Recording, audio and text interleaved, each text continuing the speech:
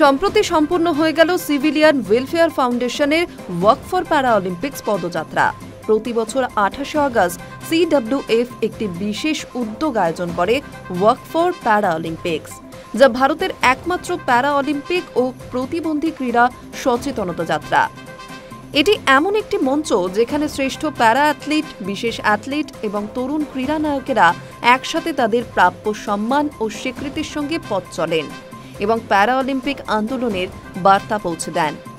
এই বছরের অনুষ্ঠান ওয়ার্ক ফর প্যারা অলিম্পিক্স 2025 সম্পন্ন হয় বৃহস্পতিবার 28 আগস্ট। যাদবপুর 8B থেকে বালিগঞ্জ স্টেশন পর্যন্ত হয় পদযাত্রা। এবছরে এদের থিম অলিম্পিজম 365।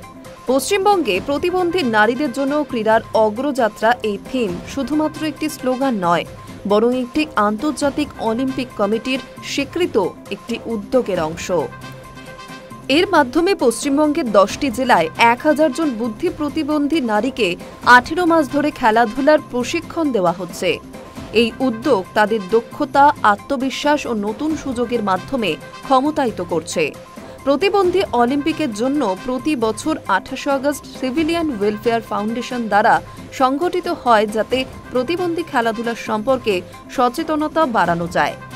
অলিম্পিক্সের জন্য হাঁটুন ভারতীয় প্রতিবন্ধী স্পোর্টসের জন্য একমাত্র হাঁটা।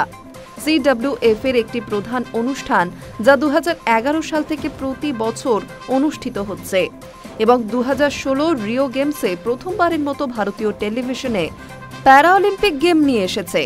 প্যারা অলিম্পিক গেমস গ্রীষ্মকালীন অলিম্পিক গেমসের একই স্থানে অনুষ্ঠিত হয়, কিন্তু সেখানে কোনো ভারতীয় সম্প্রচারক ছিল না, কারণ ভারতীয় প্রতিবন্ধী স্পোর্টসের প্রতি এত অবহেলা ছিল। এই কারণটির জন্যই যা প্যারা অলিম্পিক্সের জন্য হাঁটুন লক্ষ্য করছে। প্যারা অলিম্পিকের ওয়াকের এই সংস্করণটি তাদের উদ্দেশ্যে উৎসর্গ করা হয়েছিল প্রতিবন্ধী নারী অ্যাথলেটদের উদযাপন করতে। পশ্চিমবঙ্গের বিভিন্ন জেলা থেকে নারী অ্যাথলেটরা একত্রিত হয়ে তাদের সফলতার গল্পগুলি শেয়ার করতে এসেছিলেন। তাদের মধ্যে কয়েকজন 2023 সালের বার্লিন বিশেষ অলিম্পিক বিশ্ব গেমসে অংশগ্রহণকারী ছিলেন, তবুও সাধারণ জনগণ তাদের সম্পর্কে প্রায় কিছুই জানে না। এই হাঁটতে আমাদের সাথে শারীরিক প্রতিবন্ধী অ্যাথলেটরাও ছিলেন। তাদের মধ্যে অনেকেই আন্তর্জাতিক খেলাগুলোর জন্য যোগ্যতা অর্জন করেছিলেন, কিন্তু অর্থের অভাবে অংশগ্রহণ করতে পারেনি, যা সচেতনতার অভাবের কারণ ঘটেছে। ফলস্বরূপ প্রশিক্ষণ সুবিধাগুলির মধ্যে প্রবেশ যোগ্যতার অভাব রয়েছে, যেমন প্রশিক্ষণের সরঞ্জাম, প্রবেশযোগ্য প্রশিক্ষণ ক্ষেত্র, প্রশিক্ষিত কোচ এবং প্রচার মাধ্যমের উপস্থিতি। Hi news network.